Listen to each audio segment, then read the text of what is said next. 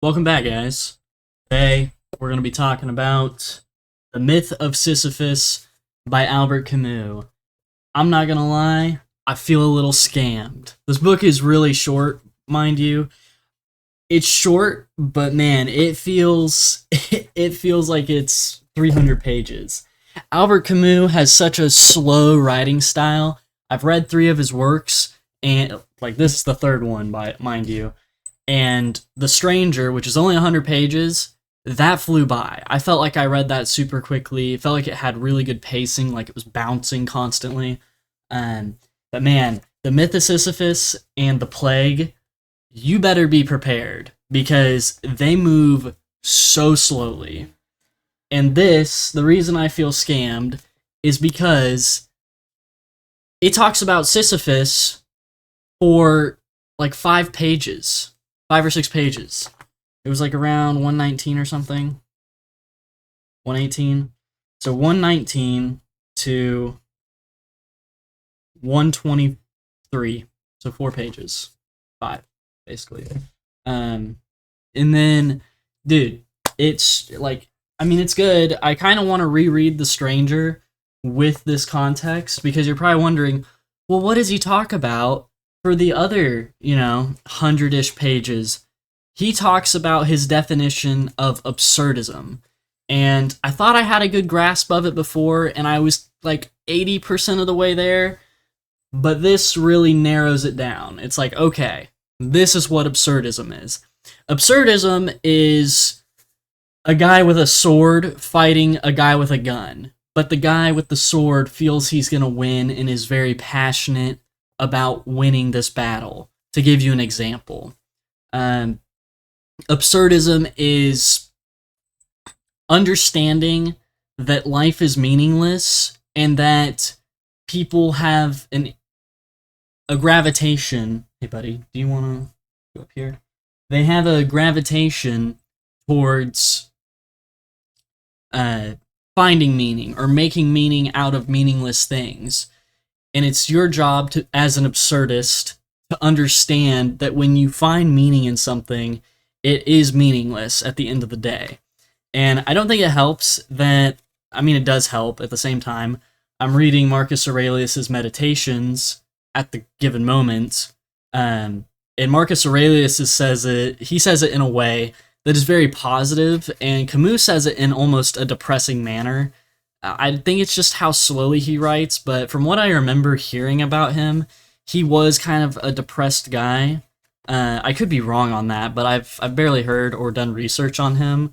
But from what I gather, he is kind of a sad guy. I mean, he's dead now, but I would say if you're going to get into Camus, I would recommend this first. That way you fully understand absurdism, and then I would recommend The Stranger.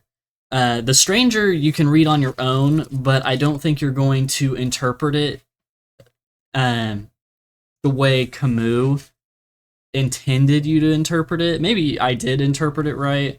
I did find it fun, going back to The Stranger, just, he killed a man and they're talking about his mom. I find that really, like in a courtroom, I found that fun. But yeah, this is rough to get through. I will say, when a guy's just defining his philosophy and you're like, well, when are we going to start talking about Sisyphus? And it's like, we'll start talking about him on page 119. The Myth of Sisyphus, 119. Like, dude. But I do like the idea that even though life is meaningless, you somehow need to find a way to be happy with that fact. Hence, the last thing of the book, and what everyone says, is that one must imagine Sisyphus happy, the guy rolling the boulder up the hill, finding meaning in the meaninglessness, which is definitely a challenge, that's for sure. I sometimes have to think about that in my days where I'm, at work and I'm like, at the end of the day, this is all just meaningless, but it's becoming okay with that. I probably butchered, even after reading this, I probably butchered the definition of absurdism quite a lot, but I do think it's worth reading if you're into philosophy like me. I definitely don't think you should start with it if you want to get into philosophy. I would highly recommend as a soft start to philosophy, and I didn't start with this. I'm currently reading it. I would recommend Marcus Aurelius' Meditations, translated by Gregory Hayes. I'm halfway through that right now, and it's really good. And it's Stoicism, but there's also some philosophy in it. And then I would recommend Plato's Republic if anyone is wanting to get into it. But I would discourage you from starting with this because, man, it is a lot to take in. Like, I read 30 pages one day in the course of like 2 hours because I kept rereading it. And I was like, okay, what is he trying to say here? It's a little difficult. It's a difficult text, in my opinion. I might be dumb. I am a little bit, but yeah, I found this to be a somewhat difficult read at certain points. It almost feels like when people talk about this, they don't actually. It feels like they haven't actually read it, because when they talk about it, they just talk about Sisyphus, which gives you this false idea that the book is primarily about Sisyphus. And to an extent, that's right, technically, but it's not at the same time. I just told you he talks about Sisyphus for 4 or 5 pages out of 125-ish. So it's kind of like, you know? I don't know.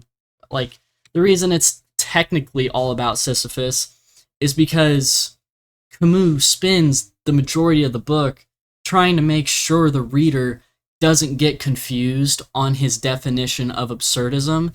And it's so ironic because here I am, I read it, I just finished it, and I'm confused still. Like, I think I have the right idea of what absurdism is, and still I'm not 100% convinced.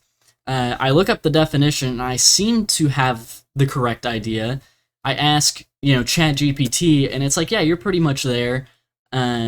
So I don't know. I probably missed some stuff. If you guys have anything I missed for the definition of absurdism, please let me know in the comments, because once again, I found this to be a little difficult to read.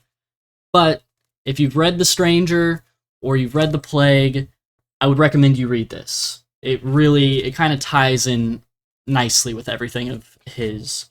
But yeah, that's it. See ya.